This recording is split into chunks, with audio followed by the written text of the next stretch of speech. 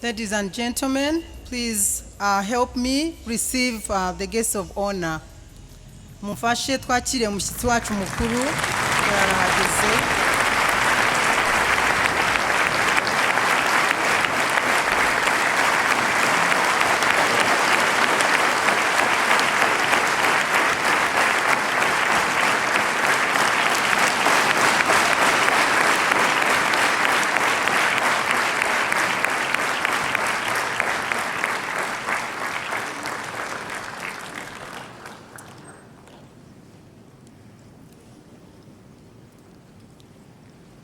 Your Excellency, President Paul Kagame and First Lady Madame Jeannette Kagame, we are very honored that you made this time to come and be with us.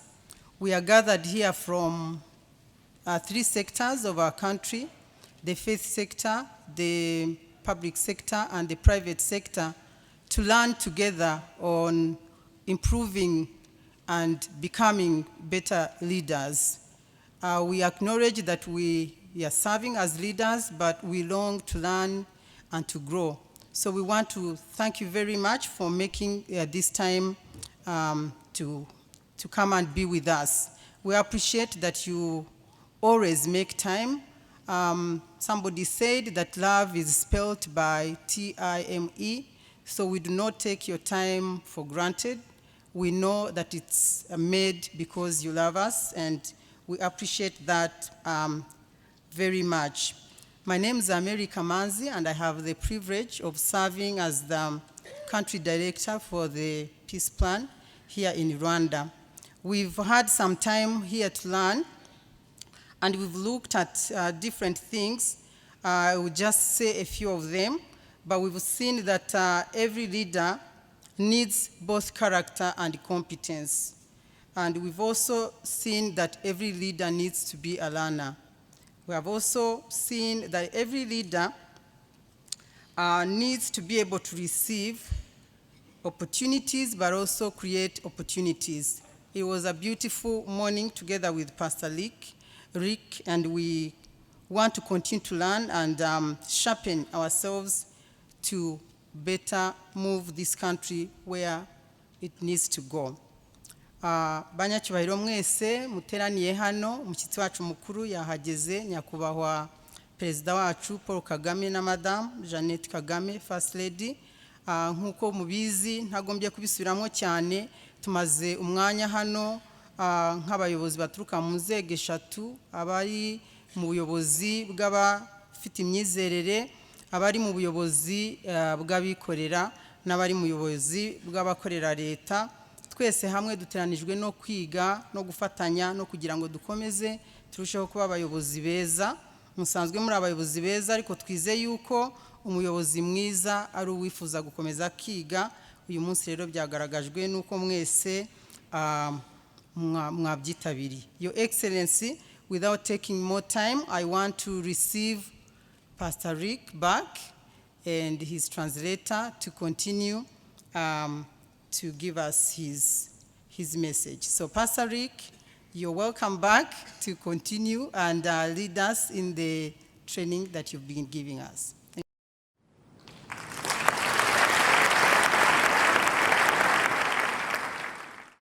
you. Your Excellency, First Lady Kagame, dear friends, as a mother and father, you've got to be tired after this week. They had Kwibahoro, they had a wedding. His Excellency had to go to Niger on Monday and come back. I don't even know why you're sitting here, but thank you. And I give you permission to fall asleep. I'll wake you up when it's time for your part, okay? So you don't have to listen to this, because I know you're both really tired. I remember in each of the weddings of my kids, Kay and I, the next day, it's like, I didn't believe in God before noon. It was really tiring. All right, let's, if you'll take out your message outlines again, let's go back to the very first verse that we looked at. And I want to just review. Reka dusubire inyuma ku byo twari twamaze kureba, dusubire ku murongo wa mbere.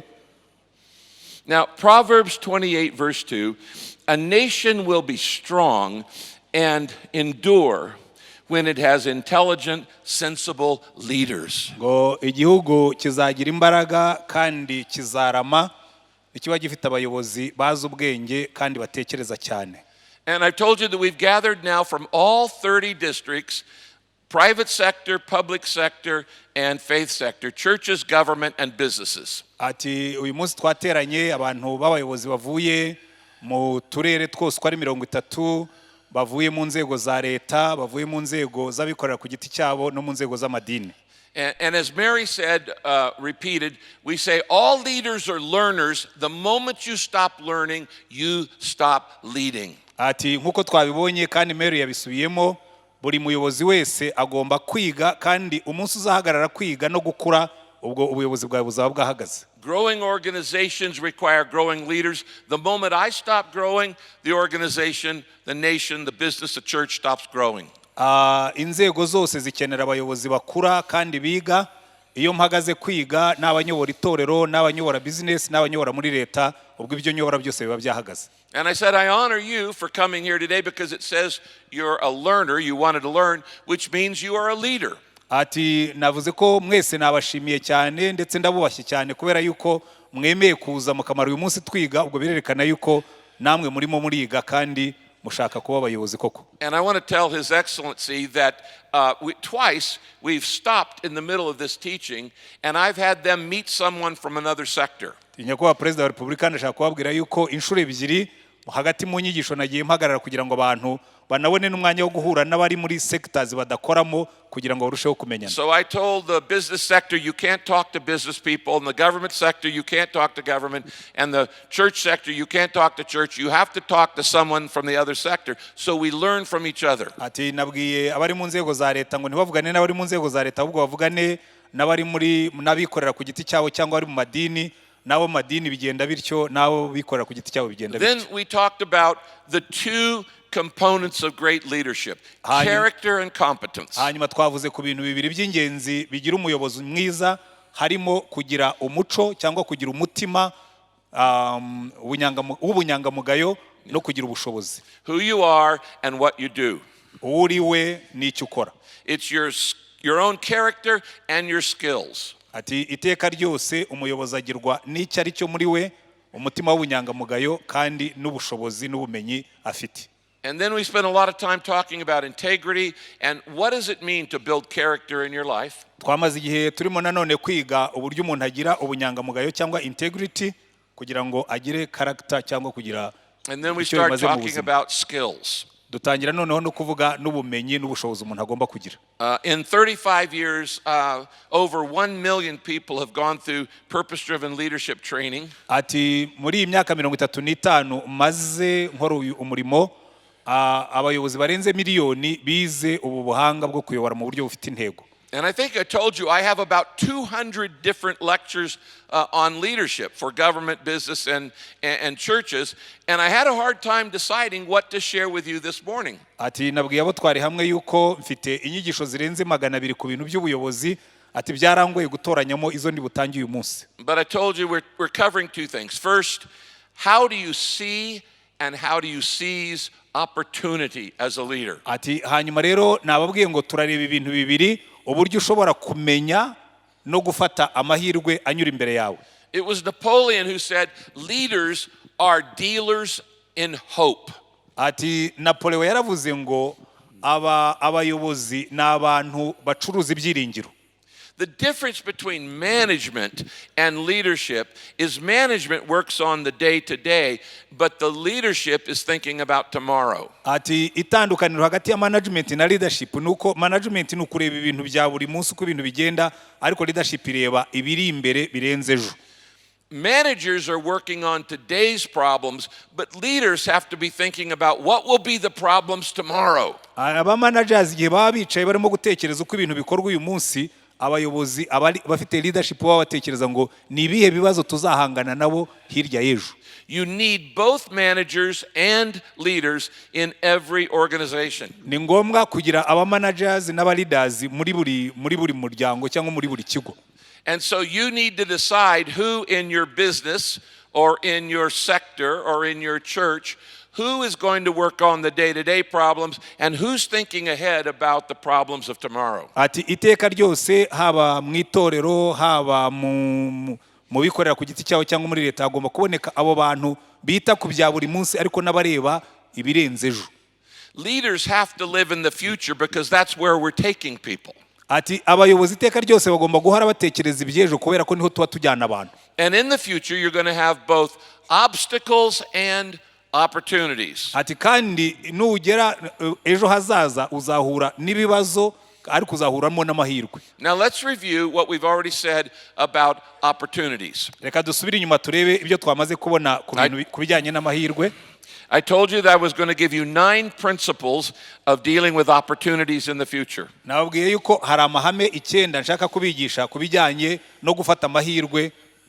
First, there are 2 kinds of opportunities, those that we receive and those that we create. Ihame rya mbere nuko amahirwe yose hari amahirwe tubona atwizaniye hariho n'amahirwe twebwe tugomba kurema. Sometimes an opportunity just drops into you as a gift, and sometimes you have to knock the door down and create the opportunity yourself. Rimwe na rimwe amahirwe azakwizanira akugwe ku bibero, ubundi hari igihe bizagusaba gukomanga ugasunika inzugi kugira ngo amahirwe asohoke. Leaders have to know how to deal with both. Ati umuyobozi wese agomba kumenya uburyo ibyo byombi abyitaho.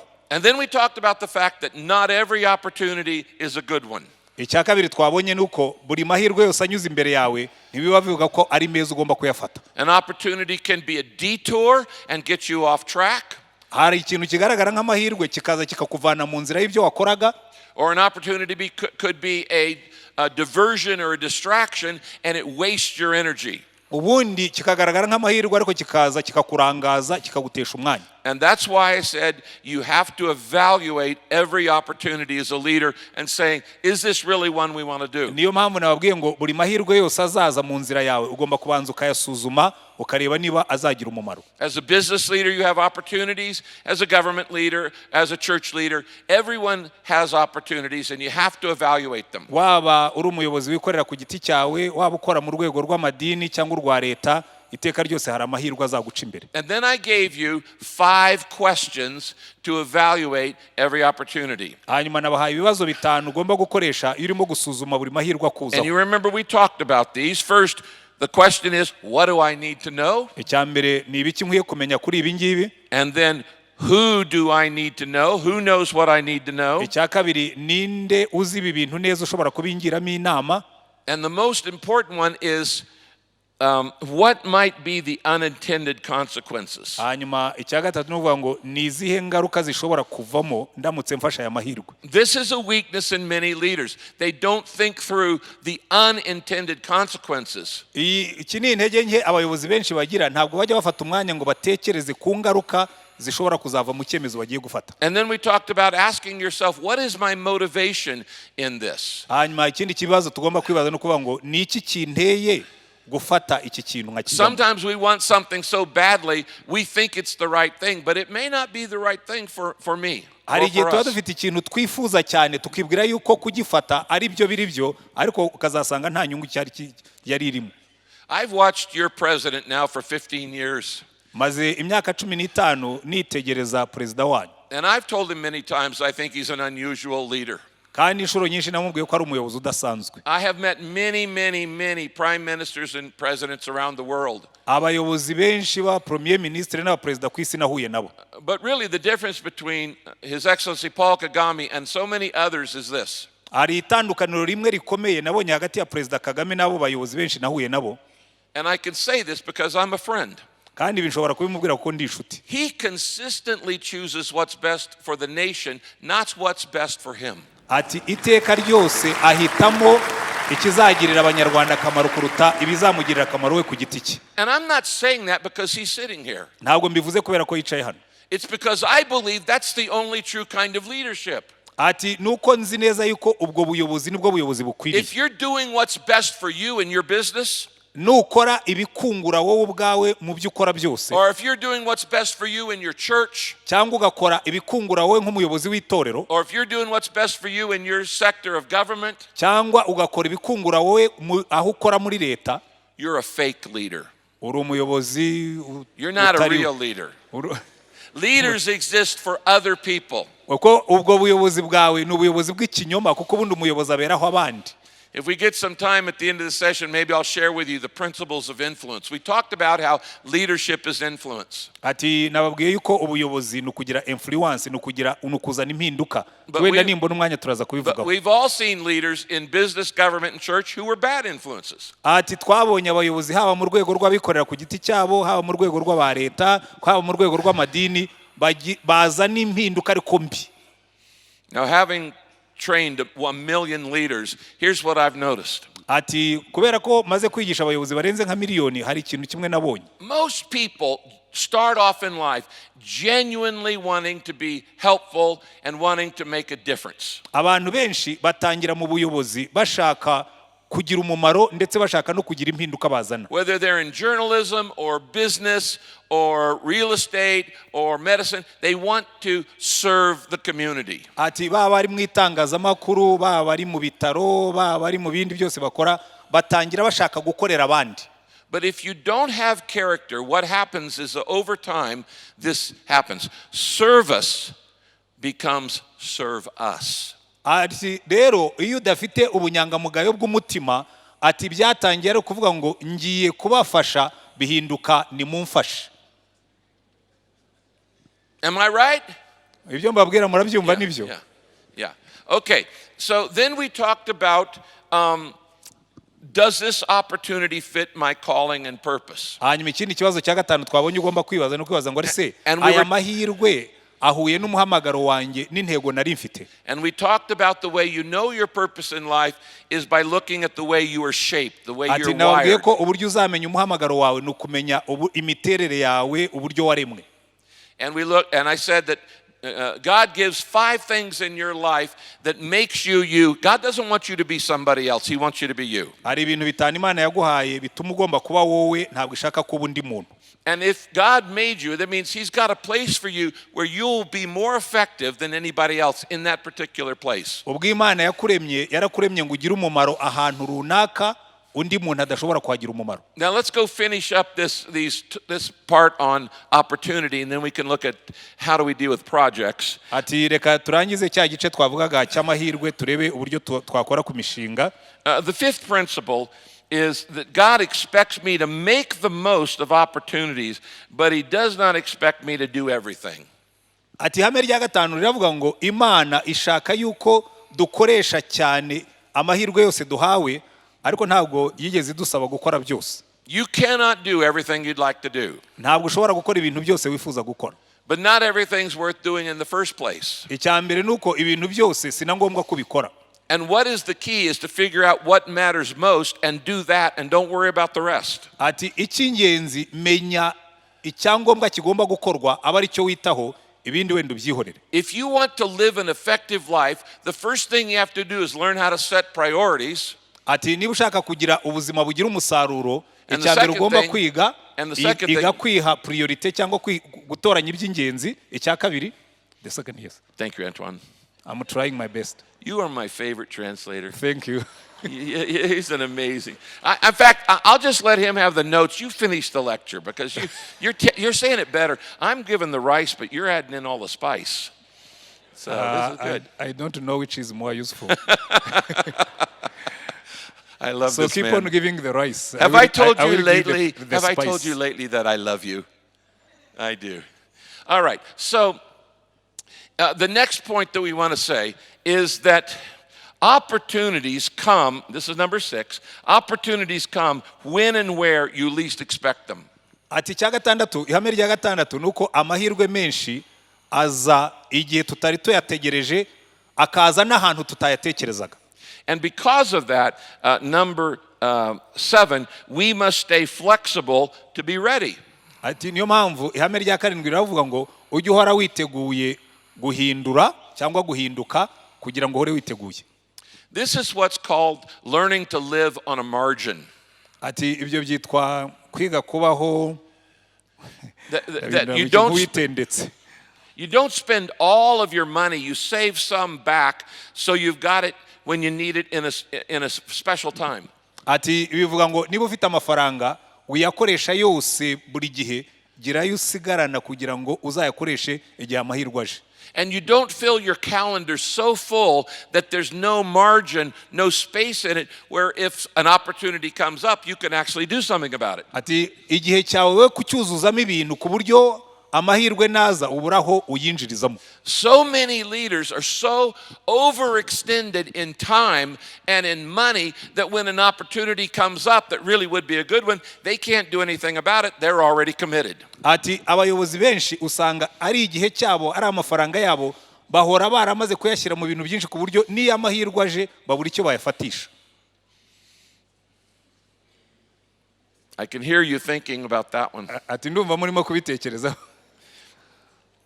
So opportunities come when I least expect them. I have to stay flexible to be ready. Kubera rero ko amahirwe aza kenshi igihe tutari tuyategereje naho tutari tuyategereje ugomba guhora witeguye. Saddleback Church grew from just my wife and I, Kay and I, two people, to now there are over 120,000 names on our church roll. Ati itorero rya Saddleback ryatangiye rifite abanyetorero babiri jewe n'umugore wanjye Kay, atari kuno munsi dufite abantu bari kuri liste yacu barenze 120. And we used to be a church in one location, but now we're in a church in 4 continents. Ati twahoze turi itorero riri ahantu hamwe none ubu ngubu dufite amatorero ku migabane 4 y'isi. We have a Saddleback Berlin and a Saddleback Hong Kong. Dufite itorero rya Saddleback Berlin na Hong Kong. And a Saddleback Manila and a Saddleback Buenos Aires. Dufite itorero rya Saddleback Manila na Buenos Aires. So I have seen an awful lot of change, and so have the members of our church. Ati hari impinduka nyinshi nagiye mbona ndetse n'abakristo bo mu itorero ryacu. It takes unselfish people to grow anything. Ati bisaba abantu batirebaho kugira ngo bagire ikintu bateza imbere gikuri. It takes unselfish members to grow a church. Bisaba abanyetorero batirebaho kugira ngo itorero rishobore gukura. It takes unselfish employees to build a business. Bisaba abakozi batareba inyungu zabo gusa kugira ngo business ishobore gukura. It takes unselfish government servants to build a nation. Ati bisaba abakozi ba leta batirebaho kugira ngo igihugu gishobore gutera imbere. When I'm only interested in my comfort, then I'm going to get stuck and say this is the way we've always done it. Ati iyo jewe nirebera ibyanjye nguma ahantu hamwe kugira ngo mvuge ngo nuko twahoze tubikora iteka ryose. But the key ryose. to growth and health is to stay fast, fluid and flexible. Ati kugira ngo mushobore gukora mukure mugomba guhora witeguye guhindura ibintu kandi ukihuta. You know, planning for the long future is pretty difficult because the Bible says nobody knows what the future is. Guteganya ibizaba mu bihe biri imbere biragorana kubera ko ntawe uzi uko ejo hazaba hameze. In America, the day before 9/11, the terrorist attack, nobody could have imagined how that would change our nation one day and would change everything. Ati iwacu muri Amerika mbere yuko biriya byago byabaye mu byo bita 9/11 igihe batwikaga amazu yaho nta muntu watekerezaga ko ibyo byago bishobora kutubaho. So as leaders at Saddleback Church, we don't practice long-range planning, we practice scenario planning, which says, if this happens, we'll do this, and if that happens, we'll do that, and if this happens, we'll do that. It allows us to be fast, fluid, and flexible. We can turn very quickly and take advantage of an opportunity that we didn't plan to be there. Ati iwacu muri Saddleback iyo turimo guteganya ibintu ntabwo tuvuga ngo iki gihe bizamera bityo ahubwo duhora twiteguye tukavuga ngo dukoresha ibyo bita scenario planning, tuvuga ngo nibigenda bitya tuzakora dutya, nibigenda bitya tuzakora dutya, nibigenda bitya tuzakora dutya, tugahora iteka ryose twiteguye gukora vuba kandi tugakora tutihambiriye ku kintu runaka. Now the Bible says it's wise to make plans and it is foolish to not plan. Bibiliya iravuga ngo n'ubwenge gukora igenamigambi ngo kandi n'ubuswa cyangwa n'ubupfapfa kutitegura. But mature leaders understand that the plans could get changed when the opportunities change. Ariko abayobozi bamaze kubimenyera bazi ubwenge baba bazi neza ko ibyo bateguye bishobora guhinduka iyo haje ayandi mahirwe. Here's the problem. Dore rero ikibazo dukunze kugira. We love making our plans, then we fall in love with our plans, and then we can't change them even when they need to change. Ati rimwe na rimwe dukora igenamigambi tukarikunda cyane igihe cyagera ngo tubihindure tukanga kubihindura kandi twagombaga kubihindura. I told you that the Bible is the greatest book of leadership principles ever written. There are more principles on leadership in the Bible than any other book in print. Nababwiye ko Bibiliya buriya irimo amahame y'imiyoborere arenze ibindi bitabo byose ushobora gusoma ku buyobozi. And if I had a year, I could teach you 1,000 different principles of leadership just from that one book. Ati ni mfite umwanya uhagije nshobora kumara umwanya wose nkabigisha amahame arenze 1000 kandi yose nyakuye muri icyo gitabo. But let me just show you one verse and see if you don't agree with this. Ati reka mbasomere umurongo umwe numve niba mutemeranya nawo. The Bible says, Proverbs 13:19, mu Migani 13 umurongo wa 19, it is pleasant to see plans develop. That's why fools refuse to give them up even when they're wrong. Ati biranezeza cyane gukora igenamigambi ariko niyo mpamvu abapfapfa banga kuyivaho niyo bazi yuko inzira bafasha atariyo. Now, there are two great problems that cause us to miss opportunities. Hari impamvu ebyiri z'ingenzi zituma amahirwe azi imbere yacu dushobora kuyahusha. In your business, in your government, in your church, these two problems will keep you from taking advantage of an opportunity. Ati haba ni muri leta, haba kubikorera ku giti cyabo, haba ari no mu madini, ibi bibazo bibiri bizakubuza gufata amahirwe yakuje imbere. Number one is busyness. Icyambere ni uguhora ufite ibintu ukora. We're too busy to take an opportunity. Ugasanga buri gihe uhugiye mu bintu ku buryo amahirwe agucaho ntuyabone. And the second is fear. Icyakabiri ni ubwoba. We're afraid. Ufite ubwoba. And so we have to deal with those as leaders. Ibi rero ni ibintu bibiri iteka ryose tugomba kwitaho nk'abayobozi. Let me give you one more principle and we'll move on. Reka mbahe irindi hamwe hanyuma dukomeze. Increased opportunities bring increased responsibilities. Uko amahirwe yiyongera imbere yawe niko na responsibility cyangwa akazi ukora kaziyongera. Jesus said this, much is required from those to whom much has been given. Yesu yaravuze ngo abahawe byinshi bazasabwa byinshi, bazabazwa byinshi. Now that is a verse for Rwanda. Uwo ni umurongo ngira ngo w'Abanyarwanda. You have been given so much since 1994. Ati Abanyarwanda mwahawe ibintu byinshi kuva 1994. In 1995, a year after the genocide of the Tutsi, ati mu 1995 umwaka umwe nyuma ya jenoside yakorewe abatutsi, nobody in Africa wanted to move to Rwanda. Nta muntu numwe muri Afrika wifuzaga kuza mu Rwanda. But I travel all around the world. Nagendagenze hirya no hino ku isi. And I will tell you this. Ariko hari ikintu kimwe nshaka kubabwira. Today, everybody in Africa wants to move to Rwanda. Umuntu wese ahantu hose uno munsi ahantu hose muri Afrika abantu bashaka kuza mu Rwanda. So you have been given very much. Mwahawe byinshi. When I first started coming to Rwanda, all the United States knew about this country was the genocide of the Tutsi. Ati ntangira kuza mu Rwanda ikintu kimwe abantu bose muri Amerika bari bazi ni jenoside yakorewe abatutsi, nicyo bari bazi ku Rwanda. But now they know it's the safest nation in Africa for the last 3 years. Ati ubu ngubu bazi yuko nicyo gihugu gifite umutekano kuruta handi muri Afrika. It's the fastest growing in economy, so in so many areas. Nicyo gihugu kirimo kwihuta cyane mu gukura mu bukungu. And this will probably be the only other nation in history besides Singapore to go from developing poor country to first world nation in one generation. Ati bishobora no kuzashoboka yuko gishobora kuzaba ari cyo gihugu ukuyemo Singapore gishobora kuzava mu bihugu bikennye kikagana mu bihugu bikize mu gihe cy'imyaka itarenze 100. You know 60% of your country was not alive when the genocide of the Tutsi happened. Murabizi yuko 60% by'abatuye u Rwanda bari bataravuka igihe jenoside yakorwaga. And I've been meeting with these young adults all over every time I come. Ati igihe cyose iyo nje ntanga mpura nabo bantu b'urubyiruko. And I love them because they're asking the right questions. Kandi icyo mbakundira babaza ibibazo bikwiriye kubazwa. And this generation that came out of the genocide has given a legacy of character that the next generation can carry, and that is an opportunity. Ati rero ikintu cyiza kirimo nuko ababonye jenoside yakorewe abatutsi hari umuco, hari ubunyangamugayo barimo guha abo bana bakiri batoya buzatuma bagera kuri.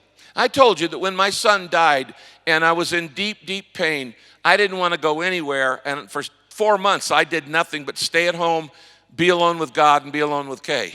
Nababwiye yuko igihe umuhungu wacu mutoya yapfaga, namaze amezi 4 nta honjya nta kindi nkora uretse kuba mu rugo no gusenga no kubana n'umugore wanjye. But the first place I came when I started ministry again is I came to Rwanda because you understand pain. Ariko ahantu numvaga nshaka kujya kandi nagiye nyuma y'icyo gihe ni mu Rwanda kuko nari nzi neza yuko mwebwe muzi uko agahinda kamera. Pain doesn't automatically make you better. It only makes you better if you have character. Ati burya agahinda wanyuzemo, umubabaro wanyuzemo ntabwo kugira umuntu mwiza kereka iyo ufite ubwo bunyangamugayo bw'umutima. And character is a choice. Kandi icyuba cyo ubunyangamugayo bw'umutima ni wowe ubihitamo. All right, I want to move away from what we've been talking about all morning of understanding and taking advantage of opportunities. Reka mpindureho gatoya mve muri iki kiganiro twari dufite ku bijyanye no gufata amahirwe.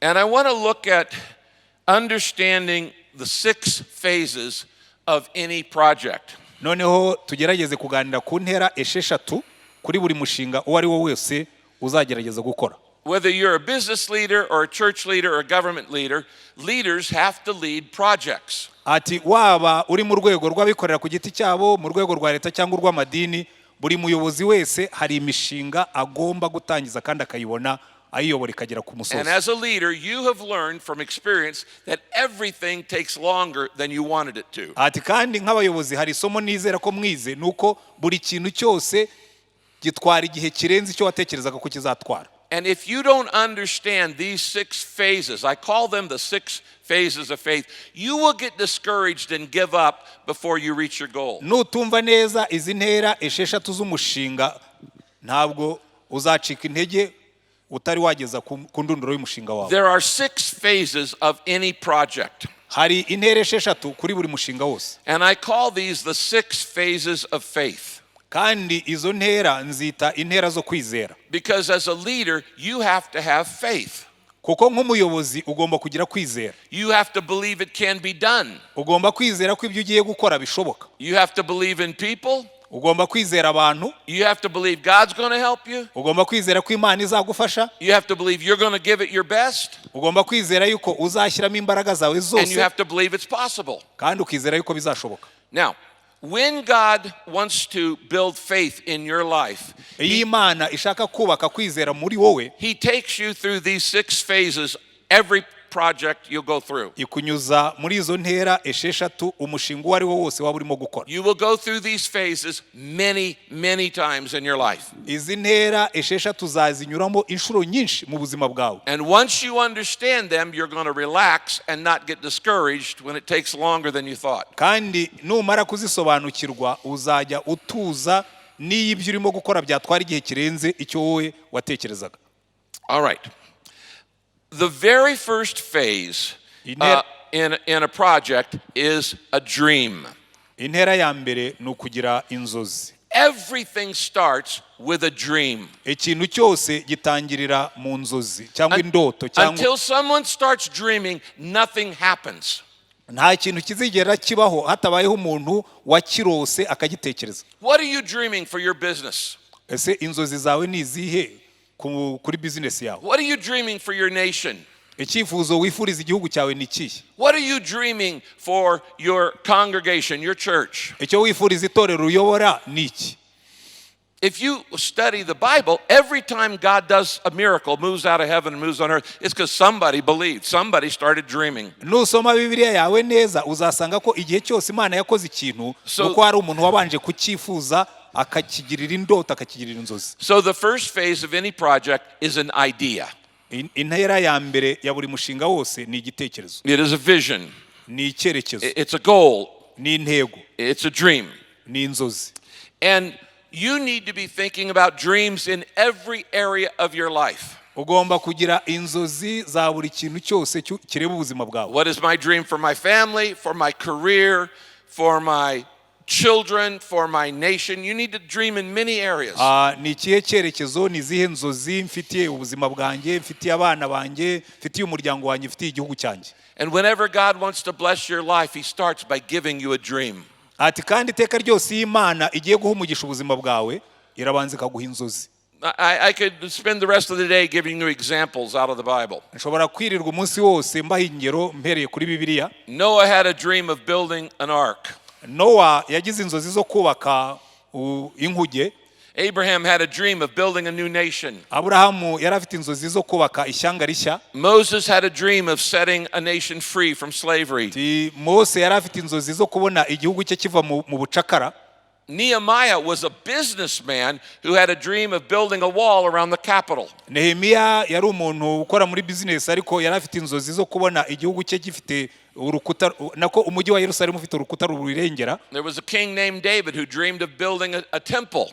Ati umwami Dawidi yarose yari afite inzozi zo kubakira Imana urusengero. Nothing happens till someone starts dreaming. Nta kintu kizigera kibaho hatabayeho umuntu ukirota akakigira. Everybody look at me right now.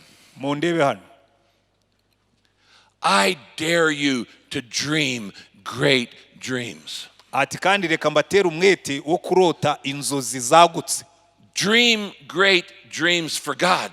Murota inzozi zagutse kubw'umurimo w'Imana. For your family, for your business, for your church, for your country. Ku muryango wawe, kuri business yawe, ku gihugu cyanyu.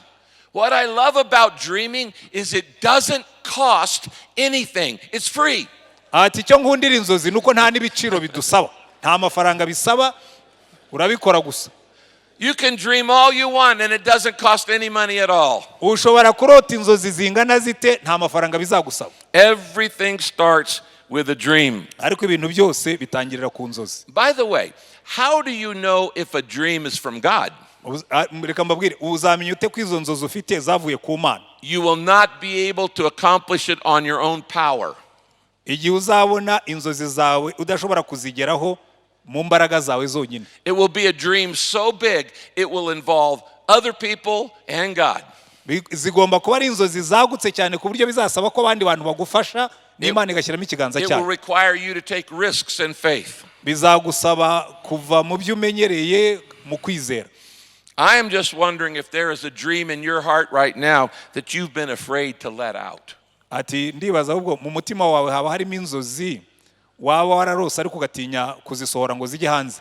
All great innovations and businesses began with a dream. Ibintu byose by'impinduka bya innovation byabayeho bitangirira mu muntu utekereza ikintu kitabaye akakirota. Almost 40 years ago, God gave Kay and me a dream of building a new kind of church. Ati haciyeho nk'imyaka nka 40 umugore wanjye Kay nanjye Imana yaduhaye inzozi zo gukora itorero ritandukanye nuko amatorero yarameze. We had no money, no building, no members, nothing. All we had was a dream. Nta mafaranga twari dufite, nta nzu twari dufite, nta icyo twari dufite gusa n'izo nzozi. So that's phase 1. Iyo ni intera ya mbere. Phase 2, intera ya kabiri, is decision.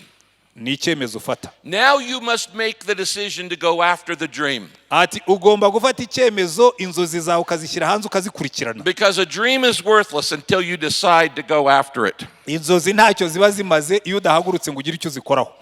You have to decide to actually invest your time and your money. Ugomba gufata noneho icyemezo ugashyiramo igihe cyawe n'amafaranga yawe kugira ngo inzozi zihinduke ukuri. In the decision phase, you become the decision maker. Muri icyo gihe cyo gufata ibyemezo ubwo nyine ni wowe ufata ibyemezo. Ni we decision maker. I have discovered in the world for every 10 dreamers there's only one decision maker.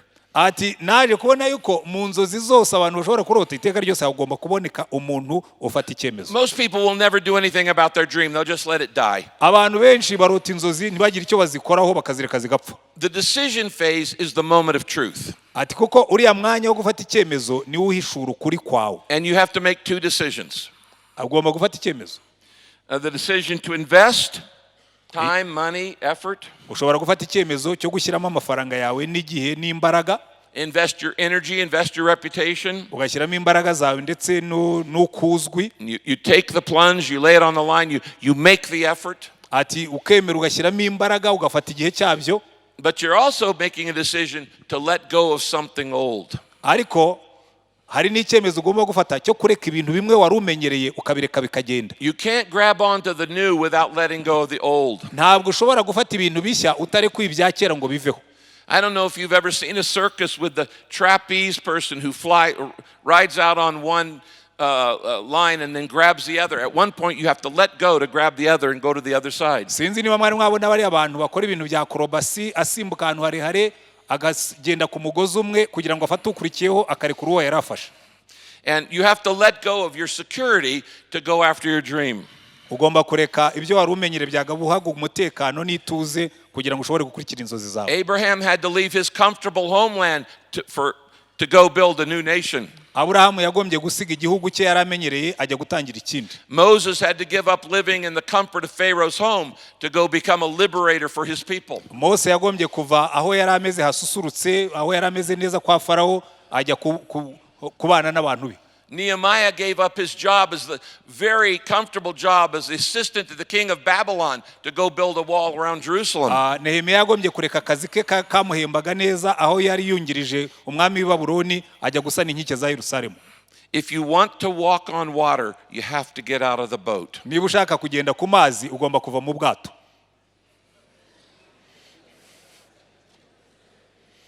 Phase 1, a dream. Intera ya mbere inzozi. Phase 2, make the decision. Intera ya kabiri fata icyemezo. Then comes phase 3, and you're not going to like this. Intera ya gatatu ngiye kubabwira ntabwo muri buyikunde. Delay.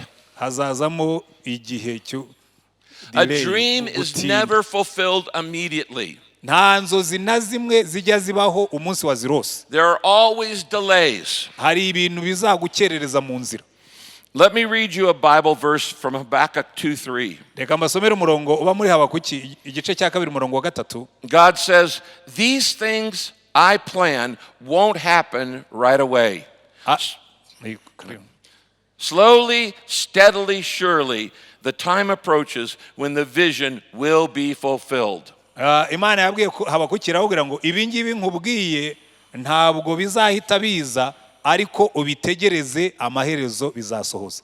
In any project there is always a delay period between the dream and the fulfillment. Muri buri projet yose hazabamo igihe cyo gufata icyemezo ariko hazabamo n'igihe cyo gutegereza.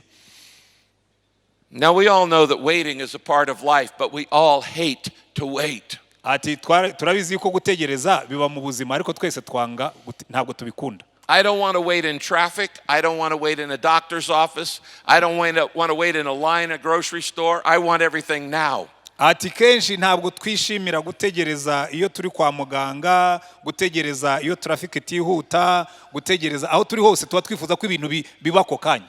But waiting is a part of life. Ariko gutegereza ni kimwe mu bigize ubuzima. The most difficult thing in life is when you're in a hurry and God isn't.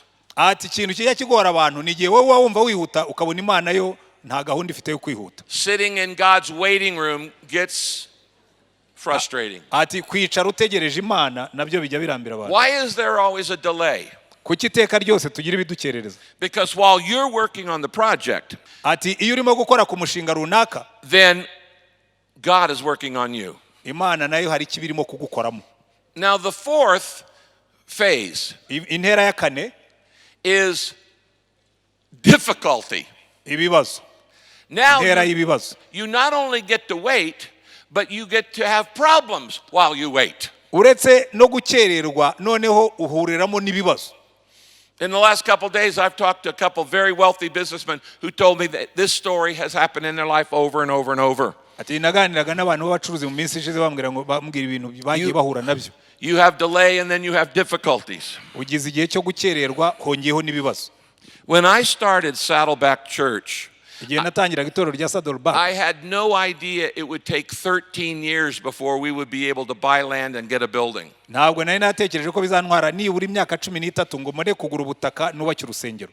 Our church grew to over 10,000 people coming to church every week, and we didn't even have a building.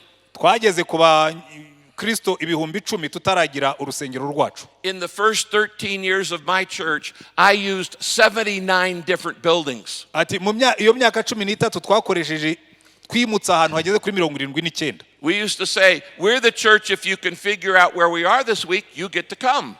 ati ndajyaga nkunda kubwira abantu ngo niba ushaka kumenya aho duteranira ugomba kubanza ukaza ugaterana. If you don't know where we are, then we don't want you.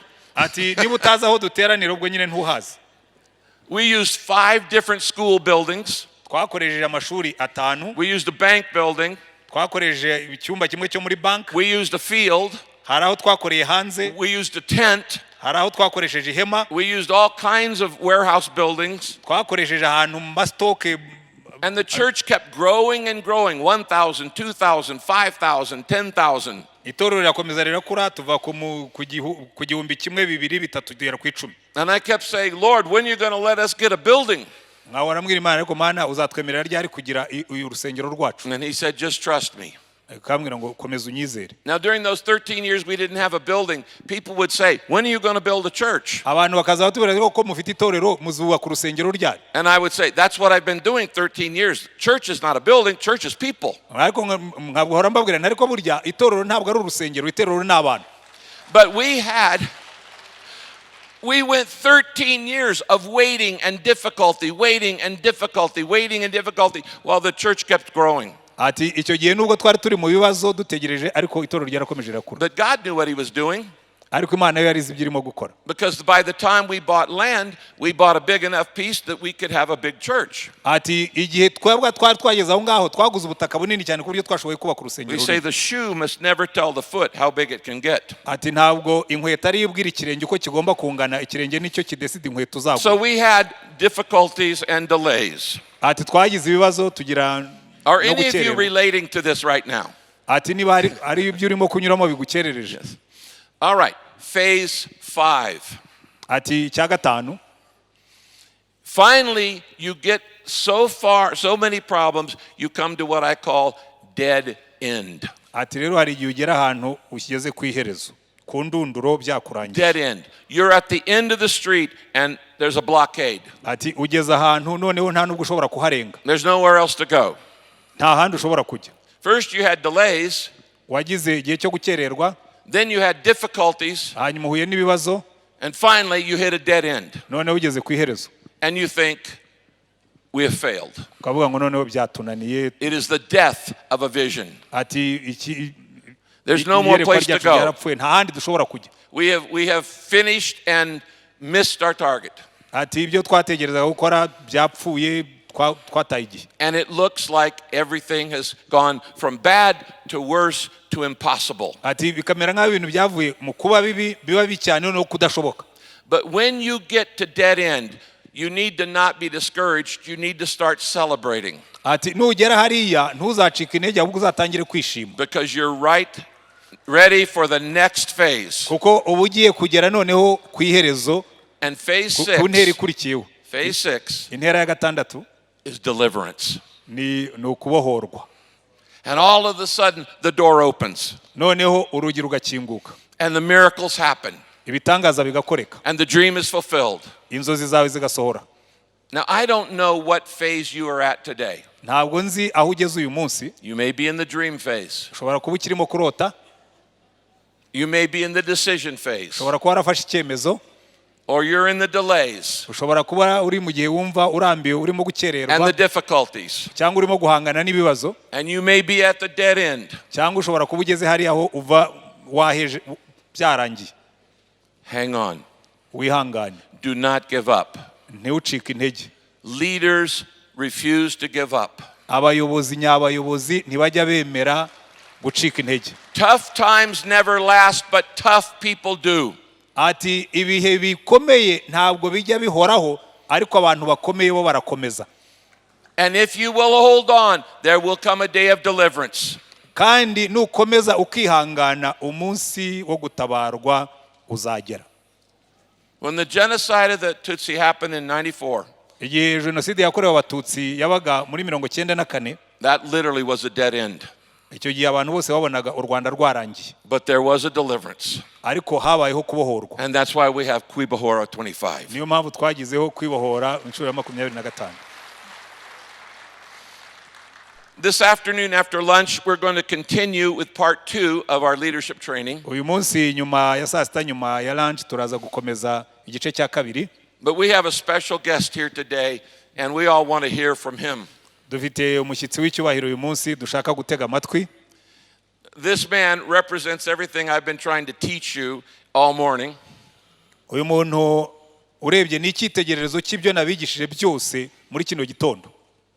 He's not perfect, but he is a man of integrity. Ntabwo ari intungane ariko ni umuntu w'inyangamugayo. And he is a leader that I trust. Kandi ni umuyobozi nizera. Would you give a warm welcome to His Excellency, President Paul Kagame.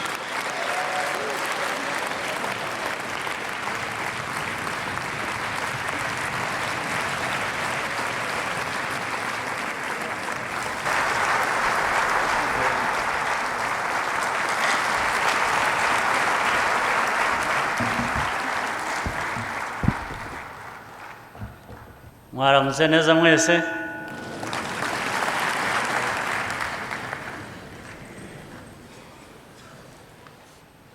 Kuvuga nyuma ya Rick Warren ngira ngo biraza kugorana.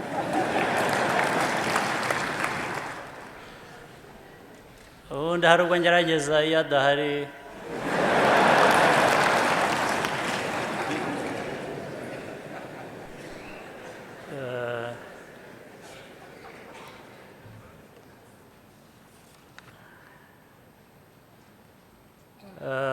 Pastor Rick Warren and Kay Warren n'inshuti zose ziri hano bazanye n'abandi basanzwe hano mu Rwanda ba Saddleback Church namwe mwese muteraniye hano ndabashimira kuba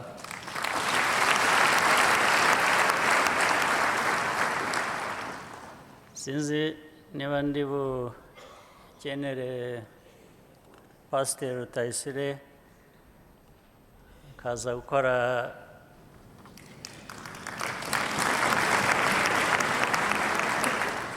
gusemura ariko noneho ni ukuvana mu Kinyarwanda ashyira mu Cyongereza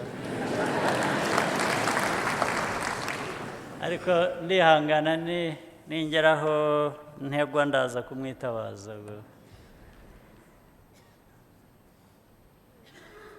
Abantu batavuga Icyongereza hano baba bicaranye n'abashobora amene batavuga Ikinyarwanda baba bicaranye n'abashobora kubasemurira ko nashaka kuvuga byinshi mu Kinyarwanda.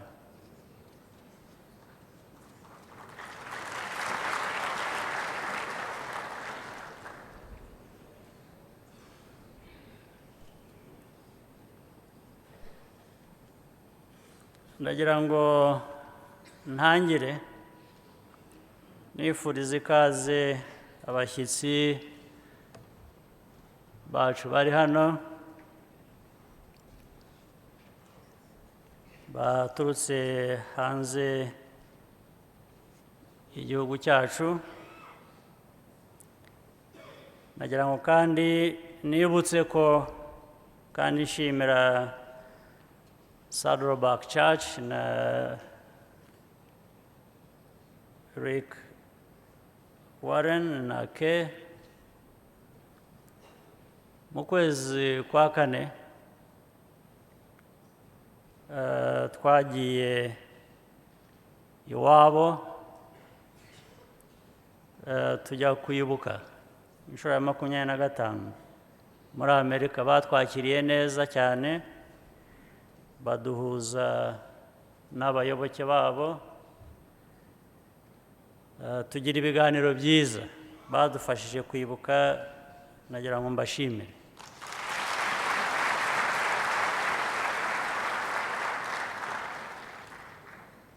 Ibindi ndi bugerageze kubihina kuko ibyinshi ngira ngo twabyumvise mu nyigisho za Pastor Warren.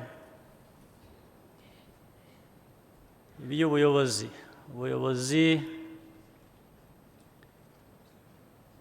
bufite intego. Ubuyobozi ni abantu, ubwo ni abantu baba bafite intego kandi intego bashaka kugezaho abo bayobora. aho baba bari hose. Bavuze rero ibice bitatu, ari leta, ari abikorera, ari n'abemera. Iyo bashyize hamwe nyine niho igihugu cyose cyisangamo. Baza kuvuga ku kintu cyo kwiga. Kwiga ashaka kongeraho ko bijyana n'ibikorwa. Wize gusa udashyira ibyo wiga mu bikorwa, ibyo kugera ku ntego ntabwo byashoboka. Kwiga gusa, kuko kandi birahari, biriho, kuko hari abantu biga, bakiga buri munsi bikagaragaza ko biga, ariko ibyo wiga iyo utabishyira mu bikorwa, ubwo hari ikiba kibuze. Kiba kibuze mu mpamvu wiga, biba bitajyanye na bwa buyobozi kandi bufite icyerekezo buganishamo abantu. Ibi rero ngenda bisubiramo, ntabwo nifuza kuza kubitindaho cyane kuko ntabwo ari ukwigisha gusa, ngo ni ukwigisha nabyo bifite intego.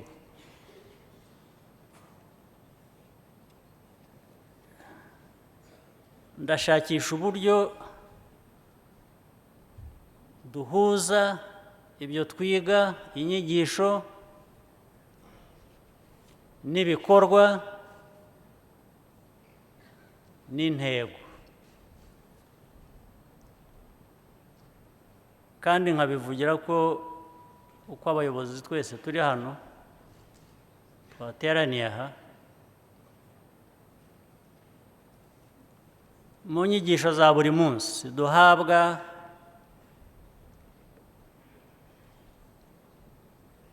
twagiye gusenga mu nsengero, aho twagiye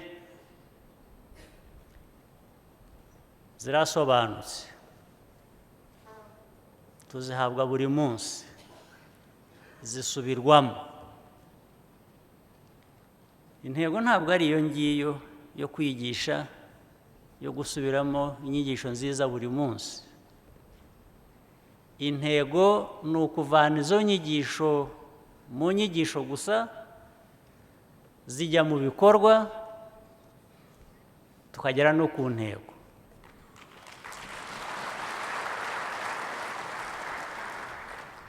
Aho rero byaba abayobozi bo muri leta n'abayobozi mu zindi nzego, aho niho dukwiye gusuzuma, kubera ko imbere yacu iteka haba hari intego tuvuga twifuje kugeraho. Ariko iteka twasuzuma nyuma y'umwaka, nyuma y'imyaka 5, nyuma y'imyaka 10, tugasanga ntabwo twageze ku ntego, cyangwa se igice twageze ku ntego ni igice gitoya. Ubu ni ukuvuga ngo nta nubwo bivuze ko inyigisho zari mbi. Inyigisho zishobora kuba ari na nziza cyane rwose. Ni ukuvuga ngo aho twagize intege nke ni uguhindura inyigisho, ibyo twize, kugira ngo tubishyire mu bikorwa. Uburyo twabishyize mu bikorwa biba atari byo. Niyo mpamvu nyuma y'umwaka, nyuma y'imyaka 5, usanga intego wari wihaye utarayigezeho, cyangwa se utarayigezeho ku gice kinini. Aho rero niho dufite gukemura, niho hari ikibazo kinini. Ibyo kwiga byo ni ibisanzwe, ni ibikwiye guhoraho, ni ibikwiye gukomeza. Ikibazo dufite gukemura ni ukutigira ubusa, ku buryo ibyo twize tutabishyira mu bikorwa ngo tugere ku ntego. Ubu genda bivuga noneho nk'umuyobozi umwe muri mwebwe duhora na buri munsi,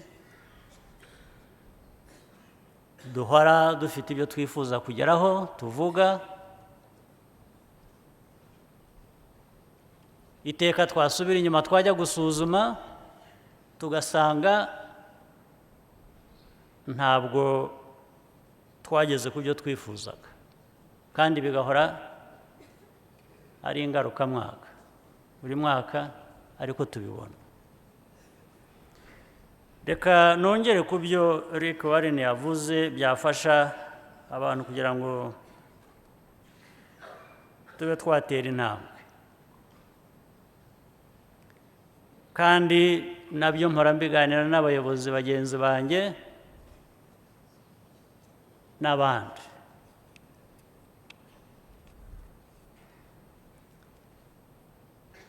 Tujya tuvuga tuti kugira ngo wisuzume intege nke waba ufite,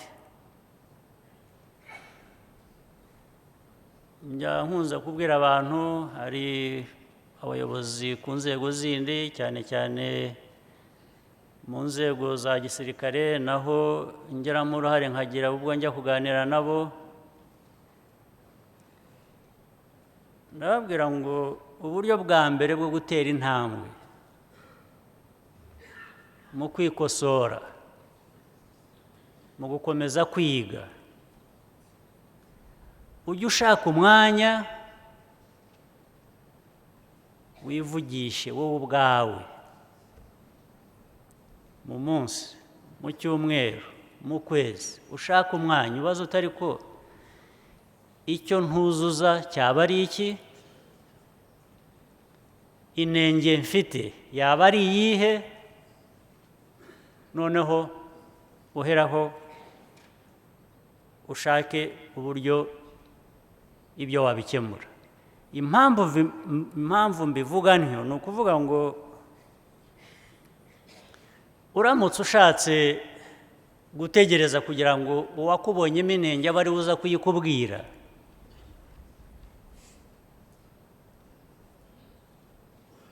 ntabwo iyo nenge ikibazo cyayo kizakemuka. Kubera iki? Kubera ko iyo ubibwiwe n'undi ntabwo ubyemera, ushaka guhakana ukavuga uti sibyo,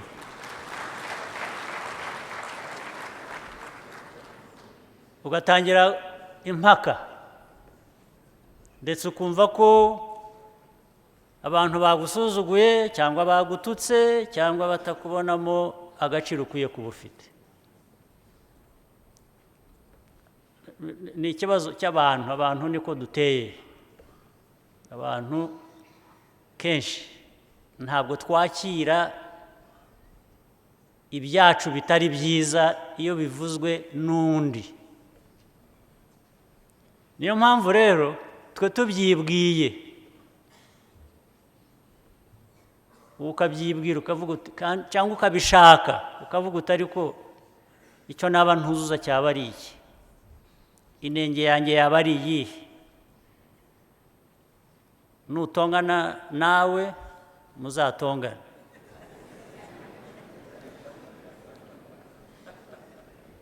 ariko ntibibe gutongana n'undi kubera ko yakubwiye icyo yakubonyemo kitari cyiza. Nicyo gifasha kugira ngo abantu batere intambwe. Ikindi nashaka kuvuga cya mbere, ubwo navugaga mvuga ko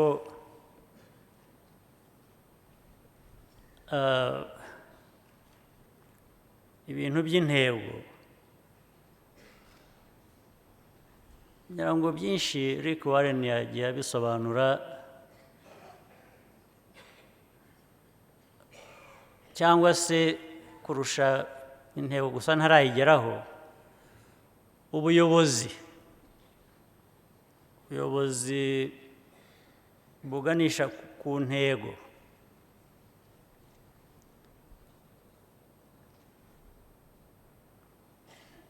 Njya mbona kenshi n'abayobozi n'abo n'abayoborwa kuguhitamo ari ubwo duhitamo bitajyanye n'ibyo twatekerezaga n'uburyo twatekerezaga kubigeraho, ariko nanone bigahera ku ntege nke z'abantu. Reka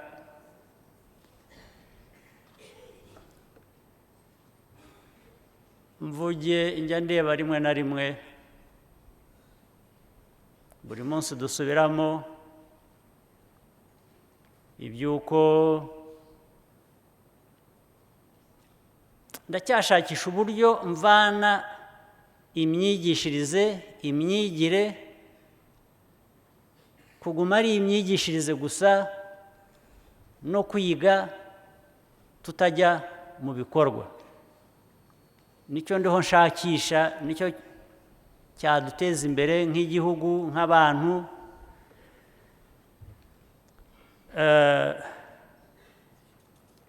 Nashakishaga urugero, ari ubwo njya mbona twigisha tukavuga ko isuku ijyana n'ubuzima bwiza, ariko se abayobozi iyo tubivuga twigisha tubishyira dute mu bo tuyobora kugira ngo babyumve ko ari ibintu bibafitiye akamaro bashobore kubikora? Rimwe na rimwe muzarebe neza, cyangwa se nkoresheje ibyo Rick Warren nabwo yabigishije numvise kare bijyanye na energy, imbaraga umuntu akoresha versus time, igihe. Buriya mbona byombi dukwiye kubishyiraho umwete, kuko ibintu byose muri iyi si tubamo biri dynamic. Ni ukuvuga ngo ibintu bigenda bihinduka uko igihe cyiza. Iyo utaye igihe rero wari ku kintu kimwe, ujya gukanguka ugasanga wageze mu kindi gihe kigusaba gukora ikindi, utararangiza cya kindi cya mbere washakaga gukora. Hagati aho rero bivuze iki? Ndacyagaruka ku byo nari natangiye.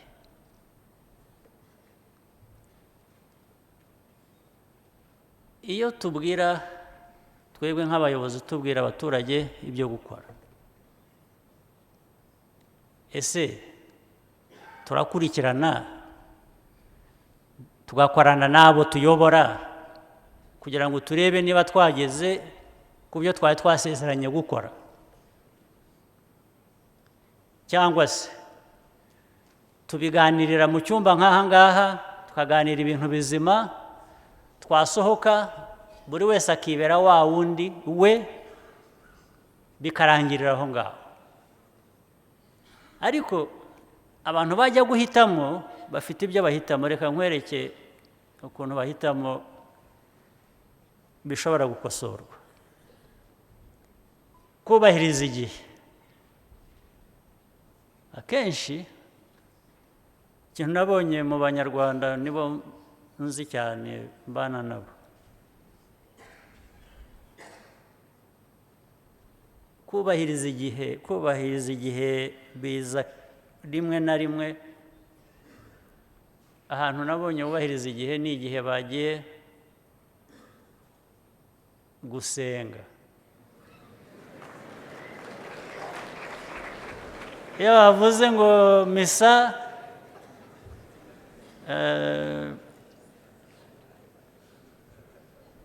gusenga mu rusengero runaka ni saa yine baba bagezeyo. Nicyo nabonye. N'ibyo twigisha abantu by'isuku, abenshi nabonye bagira isuku iyo bajya mu nsengero.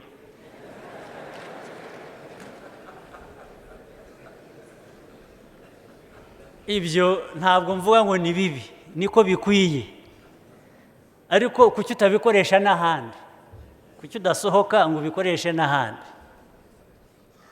Abayobozi bajya gusenga bakagendera ku gihe, bajya gusenga bakagenda bambaye neza bisukuye, kuki utabikora n'ahandi? Icyo bivuze ni ukuvuga ngo za nyigisho nahereyeho mvuga, bya bindi byiza tuganira tuvugira mu rusengero nk'urugero, iyo twasohotse tubisiga hahandi, tukazongera kubihasanga tugarutse. Niyo mpamvu tuzira igihe, tukaza twarimbye, tuza twiteguye kumva inyigisho n'ubundi dusanzwe twumva. Ni byiza, ariko dukwiye no kuba twiteguye ko nidusohokaho inyigisho dukwiye kuzikoresha hanze aho twagiye mu buzima busanzwe.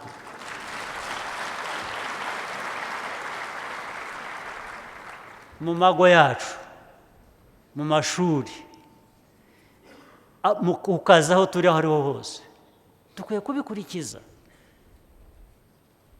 Iyo nyigisho ikwiye kutuvamo, ntabwo ikwiye gusigara aho twigishirijwe. Nicyo nagira ngo mu buryo bwo gushaka kugera ku ntego binyuze mu byo twiga, binyuze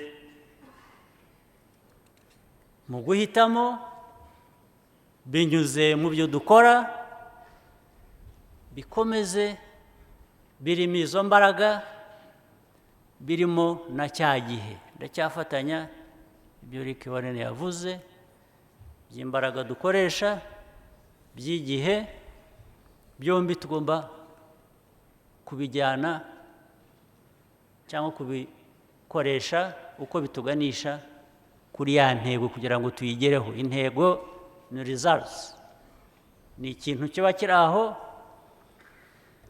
ushobora kuvuga uti nakigezeho, nicyo nashakaga, cyangwa se sindakigeraho. Ariko hagati aho ibintu uko bihindukana n'igihe, ni ibintu dukwiye kuzirikana, tukareba ko byombi tutata igihe ariko tutacika n'intege, tugakomeza imbaraga twakoresha kugera ku byo twifuza. Rwose nakunze cyane ibyo Rick Warren yavuze by'uko ibintu by'inzozi, kandi inzozi zidahenze.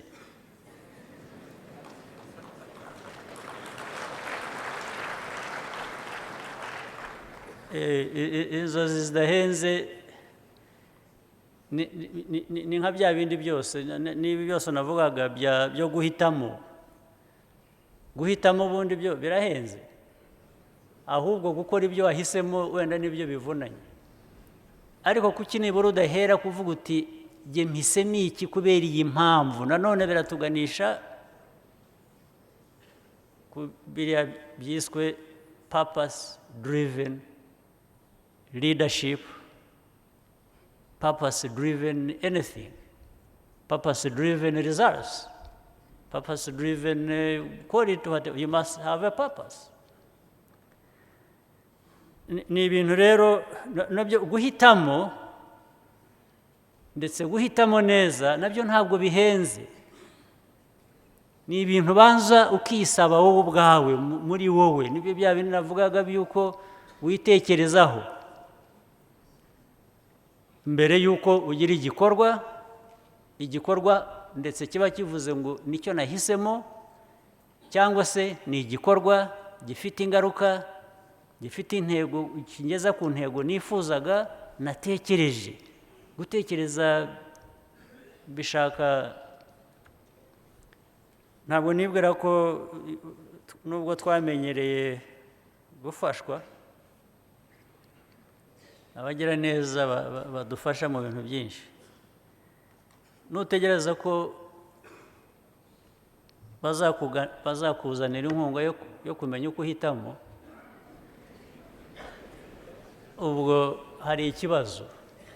Nta nkunga yo kugira ngo wowe ubwawe uhitemo ikikubereye cyangwa se ikibereye igihugu cyawe cyangwa se abantu ubana nabo. Ntabwo iyo nkunga ibaho. Inkunga ibaho ni imwe gusa, ni nk'iyi ngiyi twabonye uyu munsi y'inyigisho, izo Rick Warren yahoze atwigisha, izo Saddleback Church cyangwa izindi churches zigisha. Ubwo iyo niyo nkunga, barakwigisha ariko ibyo uhitamo ni ibyawe, ni wowe uhitamo duhereye wubakira ku nyigisho wahawe. Abayobozi rero turi hano, ndibwira ko ibiganiro biba buri gihe. Uyu munsi rwose dufite amahirwe muri iyi minsi, Kay and Rick Warren bari hano. Ni amahirwe yo kwisuzuma, yo kuganira, y'ibitekerezo, yo kwiga. Iyo niyo nkunga tuvana mu bandi bantu. Iyo ni inkunga ikomeye. Ariko nk'uko twanabyize no mu mikorere isanzwe y'igihugu cyacu, iyo twabonye inkunga bigenda bite? Inkunga urayubakisha, urayikoresha kugira ngo ikibazo wari ufite gikemuke. Icyo uzagira ikindi kibazo imbere kizaba ari ikindi, ariko iyo nkunga ntikwiriye gupfa ubusa, ikemura ikibazo iyo nkunga isanze.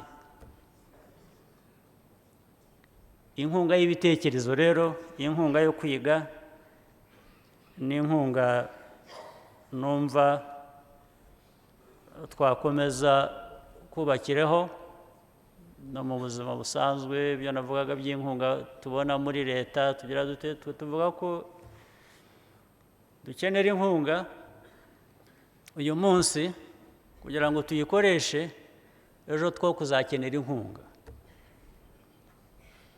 Nuko rero n'inyigisho, ibyo wize urabikoresha ugakomeza wiga, ariko ibyo wakemuraga byo bigenda bigabanuka, kwigishwa bikaba ya nkunga ihora ituma ukemura ibibazo bishya byavutse, atari ugukemura ibibazo bihoraho buri gihe umazemo igihe kinini. Ntabwo rero ndi butinde cyane, ngira ngo ibyagomba kuvugwa bindi byavuzwe. Rick Warren yabisobanuye bihagije. Kugerageza kubisubiramo kenshi cyangwa cyane byaba ari ukubyangiza. Ubwo nagira ngo mbashimire cyane, ariko icyo twavana hano abasaba ni ukuvuga ngo two guhora dusubira mu bintu gusa, cyangwa ushaka kwiga ibyo uzi ariko udakoresha kugira ngo ugere ku bindi. Ni nacyo kibazo kinini abemera bakwiye kuba bafite, kuko ntabwo waba wemera ngo nurangiza abe ari wo ugaragaramo ibikorwa bisa nk'iby'umuntu utemera. Mu bibazo twagize mu gihugu cyacu, hari amateka dufite, iyo navuze byo kwibuka n'ibindi, buriya nabyo byari bikwiye kuba byaratuviriyemo isomo, cyangwa se ndibwira ko byavuyemo isomo. Wenda niyo mpamvu abantu benshi ibikorwa bigenda bigaragara dutera imbere,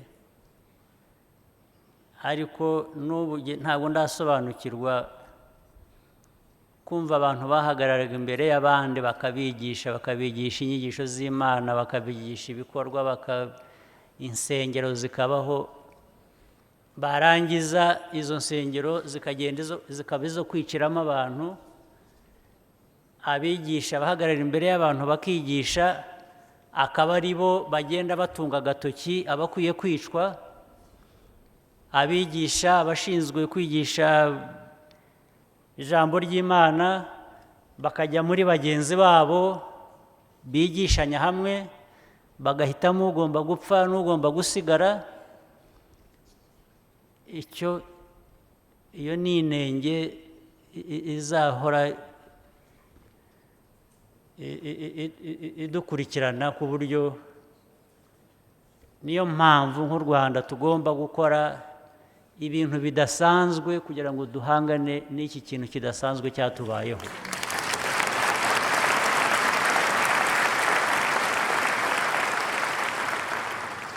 Dufite akazi kanini ko kwihanaguraho ubwo iyo nenge itagira aho igarukira mbi. Nagira ngo rero ndangirize kuri ibyo. Ubu ni ukuvuga ngo dufite akazi kenshi ko gukora, ntabwo tubuze inyigisho twigisha uko twabikora, ntabwo n'ahari intege nke zigenda ziyongera, dukwiye kuzikoresha kugira ngo twubake umuryango nyarwanda, twubake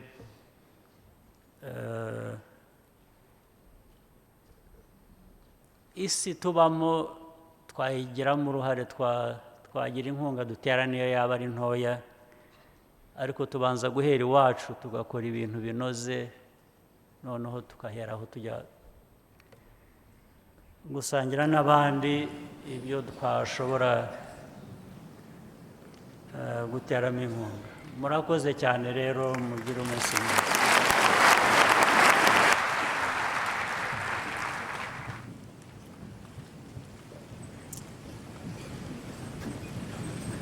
Murakoze cyane nyakubahwa perezida wacu kubw'amagambo meza akomeye ahugura asubizamo imbaraga. Kandi nibyo koko twebwe nk'abanyarwanda ngira ngo twirengagije ko dufite amateka aducisha bugufi, niryo jambo nakoresha, twaba twirengagiza. Ariko birakwiye yuko tuba purpose driven leaders bakora ibishoboka byose kugira ngo ayo mateka tuyahindure. Ndumva byaratangiye nk'uko Pastor Rick kare yabivuze, ariko turahangaha kugira ngo dufatanye, dukomeze, dufatane urunana kugira ngo ayo mateka mabi yakozwe n'inzego zose, ari abayobozi mu rwego rw'abasenga, ari abayobozi mu bikorera nangwa abo muri leta, twese ayo mateka yatugizeho uruhare. Ndabashimiye cyane nyakubahwa perezida wacu, ayo magambo ni meza. Kandi tugeze rero mu mwanya wo gusoza, munyemerere tutarasoza, munyemerere nsenge, hanyuma niturangiza gusenga hari abari muri groupe yo gufata ifoto, muri bujye ahagenwe gufatira ifoto. Ubwo abandi mwese turaba tugize uyu mwanya mwiza, kandi murajya aho muri busoreze ino gahunda. Munyemerere dufatanye dusenge. Mwami Imana yacu, tugushimiye ko uri Imana idukunda, nubwo tubyemera ko twagize ayo mateka mabi tukisebya, ndetse hakabaho ubwo twumva tugifite iryo pfunwe. Tugushimiye yuko tugenda tubona uduhanagura, uduhindura, ndetse utigira abantu abandi bifuza. Ibyo turabigushimiye cyane. Turagusanga ukomeze uduhe imbaraga n'ububasha bwawe byo kugira ngo duhindure amateka completely. Nakwinginze kugira ngo dukomeze twubake u Rwanda, abanyarwanda bifuzwa, bafite akamaro, mwami, bakora ibyiza kandi bihesha ishema, ndetse nawe bakaguhisha icyubahiro.